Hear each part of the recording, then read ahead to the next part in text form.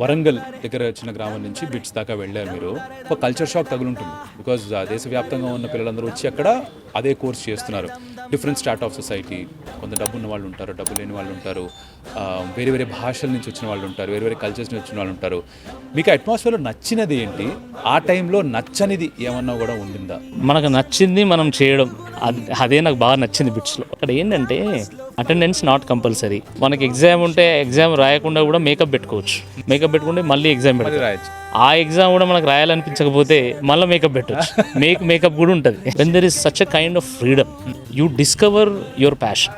వాళ్ళ passion writing ఉండొచ్చు, వాళ్ళ ప్యాషన్ ఏదైనా గేమ్ డెవలప్ చేయడం కావచ్చు, వాళ్ళ ప్యాషన్ ఏదైనా గేమ్ ఆడడం కావచ్చు, లేదా వాళ్ళ ప్యాషన్ లీడర్షిప్ చేయడం కావచ్చు, సింగింగ్ కావచ్చు.